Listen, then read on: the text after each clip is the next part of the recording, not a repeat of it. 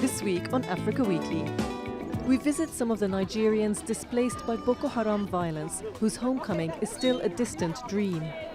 We go to the Central African Republic, where a government disarmament campaign aims to pave the way for peace.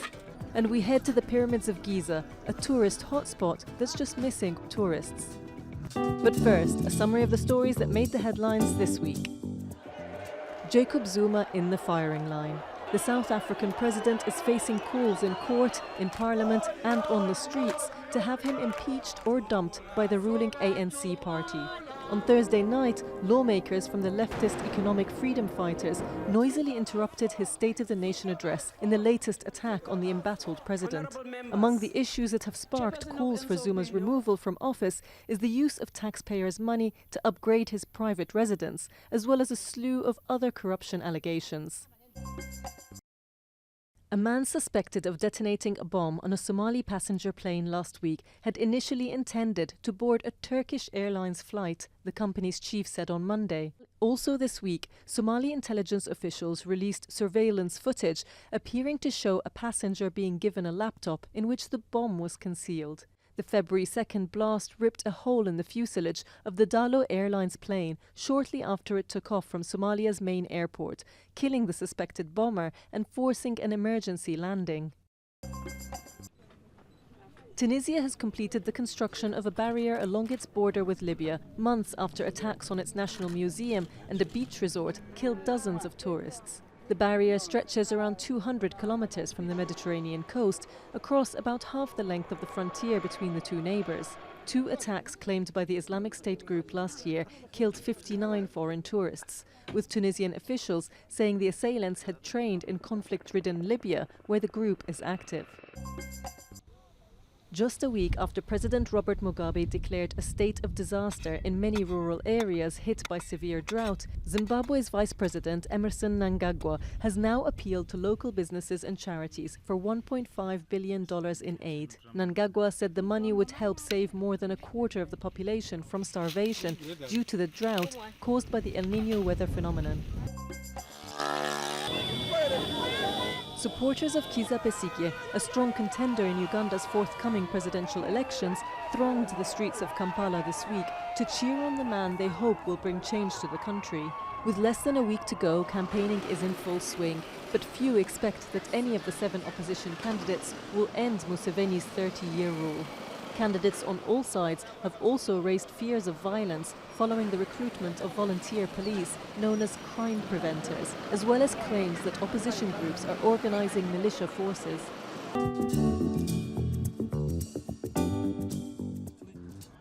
In Nigeria, the government claims it has Boko Haram all but beaten. But with a recent spike in suicide bombings in the northeast of the country, a return home is still a long way off for the millions of those displaced in the wake of the militant group's violence. In Nigeria's conflict-stricken northeast, Bitrus Yakubu's story is one of the few with a happy ending.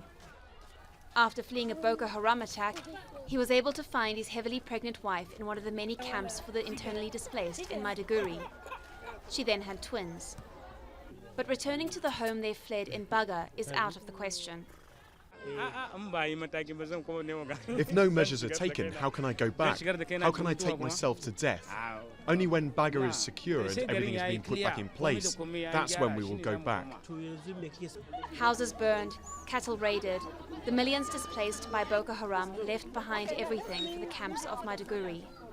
Some returned to their villages hoping to pick up the pieces of their former lives, but they found only destruction and danger. Boko Haram are in my village. People fled. My child fled, but my husband was killed. If our people return with Boko Haram everywhere in my village, how do we get in? Our village is full of Boko Haram. Nigerian President Muhammadu Buhari claims Boko Haram has been technically beaten, but many areas are still at the mercy of the fighters. An outright victory could be a long way off for those towns and villages still under siege. For many of the displaced, the only option is to stay in the camps. They don't want to go home. The reason why they don't want to go home because their house has been burned. They don't have anything. Even there are some that they left and they came back due to lack of food. So they have to come back to the camp again. Boko Haram attacks have left at least 17,000 dead and more than 2.6 million people displaced within Nigeria. The country needs about $1 billion for reconstruction and to resettle the displaced. But with a plummeting oil price leaving government coffers dry, even more challenges lie ahead.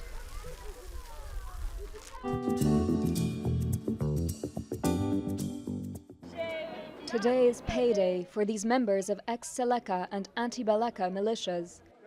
Every day they clean schools and hospital courtyards for a weekly salary of 15,000 francs or 23 euros. In exchange, each combatant has given over a weapon to the United Nations disarmament team. Anti-Balaka mostly possess artisanal guns. The Seleka are much better armed but less inclined to deliver anything else than hunting rifles. At a later stage, to access jobs in the police or the army, they will need to have handed over a military weapon. For now, the measure is mostly symbolic. This is only a preliminary phase to pave the way to a more formal disarmament, demobilisation and reintegration programme. We're trying to gain the trust of armed groups and to get an idea of who's who. Some groups have yet to join the programme. And even those who've allowed their members to hand over their guns still have some reservations. The United Nations disarmament model is not really adapted to our culture. It's a bit difficult to ask us to sweep the streets. It's not a question of pride, but culturally speaking, it's just not right.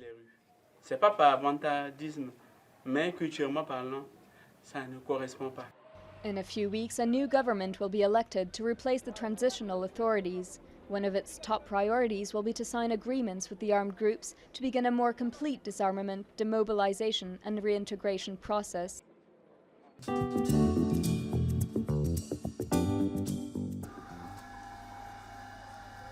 In this dilapidated one-story brick house close to Egypt's famed Giza pyramids, Saeed Ramadan gets ready for another day selling souvenirs. But the 42-year-old has been feeling dejected lately. Business is much slower than usual. I used to go to work for an hour or two and come back with 300 or 400 Egyptian pounds. Now I consider it a blessing from God if I manage to bring home 10 pounds. Tourist arrivals have fallen in 2015 to about 9.3 million, a sharp drop from 15 million in 2010. The industry was hit hard by the turmoil triggered by the 2011 overthrow of longtime dictator Hosni Mubarak. Woes compounded by the deadly insurgency led by the Islamic State jihadist group in retaliation to the ousting of Mubarak's successor, Islamist leader Mohamed Morsi, in July 2013. A recent blow was dealt last October when a Russian airliner blew up mid-air over the Sinai Peninsula, killing all on board, mostly Russian tourists. After all these revolutions, we started to hear about the Islamic State group. It's all we heard about. Then the killings started, so of course people stopped coming. There's so much death and so many attacks in the Arab world. Why would a tourist want to come here? Naturally, tourists are afraid. The thousands of foreigners who used to jostle shoulder to shoulder for access to the pyramids and Great Sphinx complex every day have now vanished. And dozens of camel and horse handlers stand around for hours on end as visitors turn down rides across the scenic desert plateau. After the crash in October, Moscow barred all Russian carriers from flying to and from Egypt, and Britain suspended air links with the Red Sea resort of Sharm el-Sheikh, from which the plane took off. If the British and the Russians do not lift their bans on tourism in Egypt, this will lead to the death or semi-death of the Egyptian tourism sector. Saeed and other souvenir vendors now have to resort to relentlessly tagging after annoyed tourists as they board their buses, putting on a brave face while they wait for business to pick up.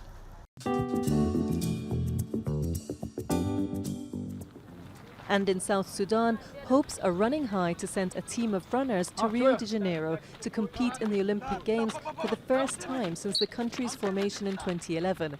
But it's all dependent on financial constraints.